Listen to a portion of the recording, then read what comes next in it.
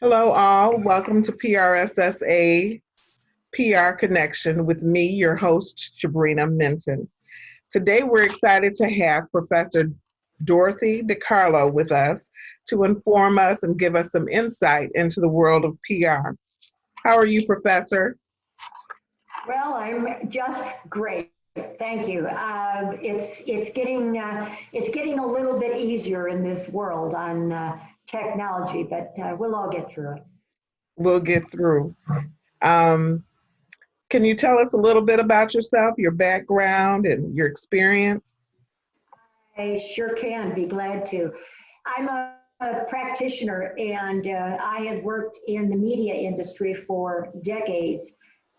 But I've taught at Loyola, DePaul, and Roosevelt for many years. So I've taught grad school and now undergrad. And I do that because I really like the chance to offer what the experience is that I had firsthand. And it has been a big change from where we are now. So when I started out, and where we are now are two different places. So I always thought that if I could bring all that experience to the table for my students, it might help them a little bit with some of the problems that you get in this industry. There's a lot of it's a big learning curve. It's a big learning curve. So you want to you want to be in this industry. First of all, if you have to like people. You got to like people, and you like communication. So that's a given, but it changes so much because in communication, we're the people that are talking and drawing and putting out information. In PR, I mean, just think of the kind of pressure or the kind of I shouldn't say pressure, but strength you have when you're able to release information, whether it's a crisis like this, and you have to release something that has to do with security, when you have to release something that is your information, because people believe what it is that you're putting out. And so hopefully what it is that you are talking about is the truth and honest, and is something that's really going to help people along the way. So. Absolutely. And in regard to what you just said, today in class, I have the opportunity to be in your class as well. You mentioned something about our words have power and people believe us, and especially when we're in the profession that that I am aspiring to be in, and the power that we have. Can you tell us a little bit about that?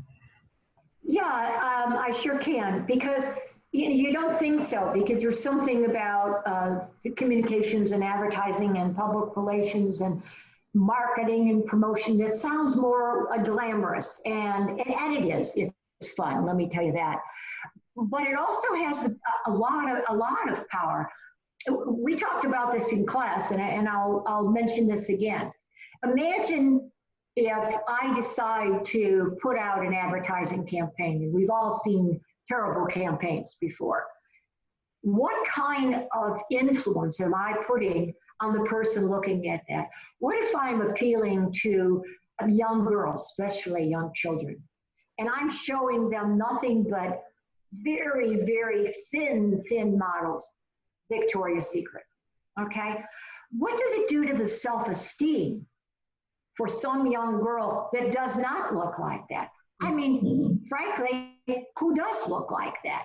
Right. And they're saying, well, that's not me. I'm not tall, I'm not thin, I'm not white, I'm not blonde, right? And so you're putting an image that they feel they can't compete with. And it really could put a negative impact on them. It's part of the reason, and it's not just women, but men also. So there's that, and then there's also, I could put out, we'll say, a campaign that has stereotypes in it, showing somebody, there's just so many to think about here, but to think about the negative ads. You remember the ad for Pepsi that was out about a year ago, and Okay. it showed it was one of Kardashian, the yes, one of Kardashian girl. the Kardashians. And Pepsi put this ad out, and it was showing that she's walking through the parade, and she hands the Coke or the Pepsi to the soldier. And it just angered me because I know I've been in these campaigns. There were so many people along the way that wrote it, looked at it, and didn't think the image that they were projecting. It was so similar to Black Lives Matter that it made it almost talking as if Black lives don't matter, or this is just an ad and we're going to go in this way. And so shame on them for doing that. And we see it all the time. You've seen it in the Dove ads. It's a little thing, but it's going to not just offend people, but it's going to keep perpetuating an image that we don't want, Okay. Good answer. I agree. Now, to piggyback off of that a little bit, in regard to diversity and inclusion, how do you think the PR or the public relations industry and the advertising industry is doing these days? What do you think? I think we're seeing it's getting better, and it's getting better because the generations are changing, and the younger generation isn't accepting these old norms, and that's what it takes. You see, it's not just what we put out, but it's who's doing it. If you've seen the ad, if you've seen the TV show Mad Men, you know what I'm talking about. Mad Men was so accurate, it makes me cry, because I was one of the few women and I had to put up with that BS.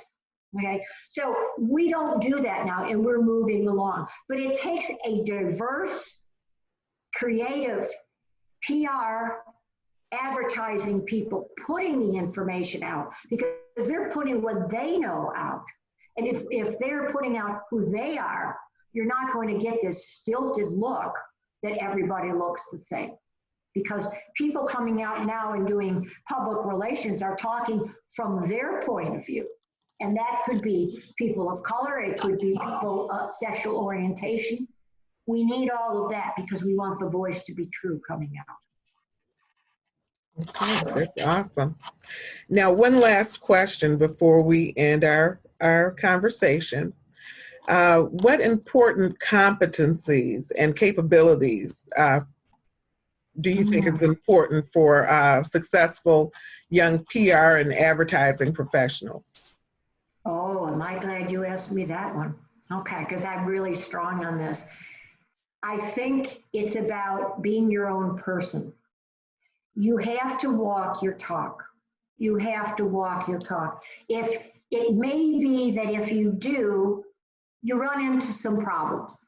Okay, but if you don't stand for who you are and present the best you can present, we're not going to get anywhere. It may be tough, especially at first, but I believe that people should have a set of beliefs.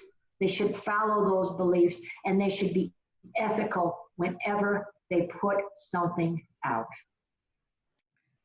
My opinion. It's a great opinion. I agree.